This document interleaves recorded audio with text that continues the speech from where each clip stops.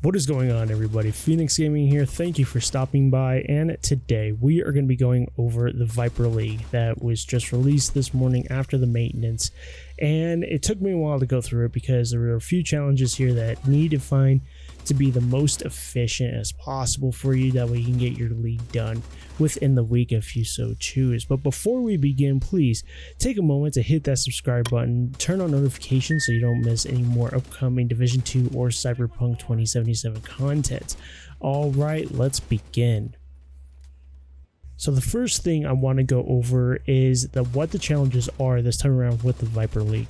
So Space Admin HQ on hard, DARPA Research Labs on hard, Jefferson Plaza on hard, and then the Pentagon on challenging. And then for your last two other challenges that there's going to be Weak Point Destroyed, which is going to be 500, and then there's going to be Black Tusk Elites Eliminated. So now, as with the missions, everything is pretty straightforward. I'll show you the build later on into the video of what I used to complete each mission. The most challenging, of course, was the Pentagon because of the aerial drone they had to take out at the very end.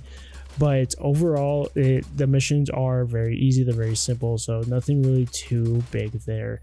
The main challenges, though, that are going to be problematic for you are going to be the weak points destroyed, especially because you need 500 to complete all the way up to level 10, and you'll need the Black Tusk Elites eliminated, which is easier said than done in most cases. So now that you have an understanding of what your challenge is going to entail, let's go ahead and quickly go over the milestone rewards for the league. You'll get your Viper patch in the very beginning. You'll get a gear crafting cache for your second reward, your weapon crafting cache for your third, season cache for your fourth, and now the optimization cache for your fifth. So for tier 6 through 10 rewards, at tier 6 you're going to get a named gear cache, 7 you'll get a season cache, 8 you'll get an optimization cache, 9 you'll get an exotic cache, and then at tier 10 you'll get the backpack trophy, the Cursed. So all in all, the rewards are pretty much the same with the exception of the additive of the optimization cache, which is good because since the optimization costs so much, having those extra resources available will be beneficial. Though personally, that is for another time to discuss. I do feel that the optimization table does need to be lowered in the way of resources because, again, this is not the Division. This optimization table has a lot more grinding effect to it rather than the Division once did. But so those are your reward milestones. Now let's go ahead and I'll give you the build as to how I completed the 4 missions, and then I'll give you some tips and tricks on how you complete the last 2 challenges as well. So now I'm not going to get too nitty gritty into this build. If you want me to make a separate video regarding the build that's on the screen now, definitely go ahead and leave your comments below and let me know, and I'll go ahead and make that build video for you. But for this build, I specifically wanted to run something a little different rather than a full DPS build, because DPS builds, they're common, you're always going to get through your missions, so I wanted to give myself a little challenge. Now with this build, I wanted to make a hybrid skill damage status effect. And with it, I'm running the Scorpio, the new exotic shotgun you should be getting from the season pass from level 55, I believe. The next, I'm using Test Subject, the new PDR with Perfect in Sync, and then for my pistol, I'm using the card. And then now for the gear itself, I'm using the Vile Mask, which gives you the status effects bonuses. I'm using the 30% amplified Eclipse Protocol backpack. I'm using the 2-piece Empress International with kinetic momentum for the chest.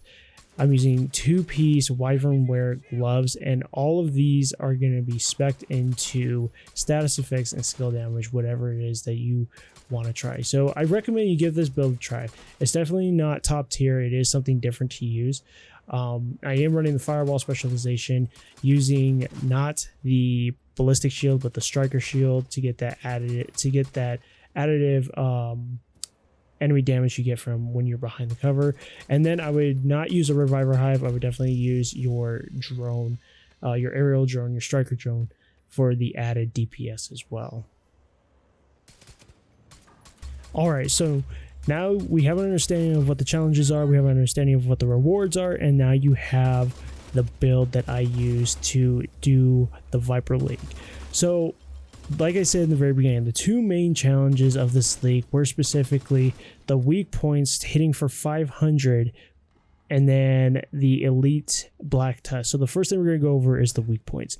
Now, I tried every viable method I possibly could to see what the most efficient way was to do the weak points. I tried running the control points specifically to see if I could get the weak points off of the control point enemies. But the problem with that is, as soon as they pop out of the door, they're spread around everywhere. So you're running around trying to grab these trying to grab these weak points, and it's just not as efficient. You're spending so much time running around rather than actually aiming for those weak points.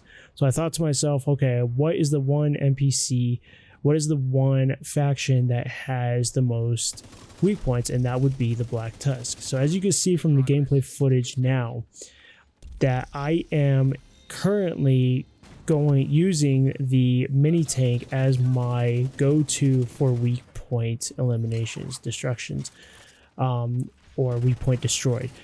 That's what you want to do to get the most efficient way possible to complete that challenge, is to use the mini tank. Now, when you go through the mission, you're not going to want to kill all the enemies within the room, or kill all the enemies within the room, but leave the mini tank alive. Go ahead and take off the tracks in the mini tank. That way you can go ahead and just eliminate the tracks off the mini tank, eliminate the rest of the enemies. But you want to keep the mini tank and the NPC alive. That way he can constantly keep running back to repair the tracks and then run off again and run back. And it's very quick. You can get at most 4 weak point destroyed by doing this in a matter of like 5 seconds. It's very simple to do. And then if you do by accident kill him, either restart the mission or just complete the mission and hope that there's another mini tank within the mission parameters itself. But that is going to be your most effective and efficient way. At first, I saw 500 weak points destroyed, and that was just crazy, because ultimately you would think that, yes, the weak points on the enemies are going to be there, but it's a matter of actually aiming and actually using that to your advantage. But they spread around. They're constantly going all over the place. I also recommend you set your world down to normal, the lowest difficulty possible, because the enemies are scaled up to receive more damage for the more health that they have. So as long as you're on normal and you have your mini tank and the controller there repairing it consistently, you're going to be able to pop the weak points, in a rapid amount of time, and then complete that challenge. Alright, so now that you know how to do your weak point challenge, the next one is going to be eliminate elite black tusks. Well, if you are going through the missions on heroic for the invaded black tusk missions, you're not going to see a lot of enemies there, and they're going to be scaled up to your level, which is also going to prove to be difficult. So I recommend you go ahead and spawn into the Dark Hours raid. Yes, you're gonna have to get through the first part, but put it on discovery mode, run a full DPS build to just plow through the very beginning. And then, as you can see from the gameplay footage above, I'm using a full DPS ballistic shield headhunter build that I've posted a few times already throughout the playlist, so definitely go look for that.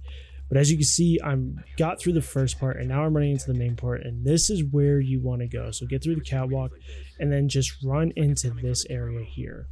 So all you're going to do is just take out 2 of these defense turrets. Just take out 2 of them, because if you take out 1, then 3 enemies are going to spawn, and if 3 becomes overwhelming, then take out another one. But if you take out 2, you will have some room to play with to getting them out into the open and actually using the headhunter ballistic shield build. That way you can just, because they're going to constantly keep spawning until all of those turrets are down. So this will give you a chance to just knock out the 250 elite black. So now, as you can see from the gameplay footage, this is how easy it's going to be to eliminate the black tusk, the elite, because all that are spawning are the elite NPCs. Use a headhunter build, knock them out. Sometimes you might get 2 into a door and you can knock them all out at the same time. It's absolutely easy. It's very efficient, and this is what I recommend you do if you want to get your leagues completed within the week. Now remember, the league is open for 2 weeks, so you don't have to do it this way. This is just what I found to be most effective. But other than that, guys, that is it for the video. I hope you enjoyed it, found it informative, and if you did, please go ahead and leave a like, and please share this video with whom you come into contact with that might find it viable. And until next time, take care.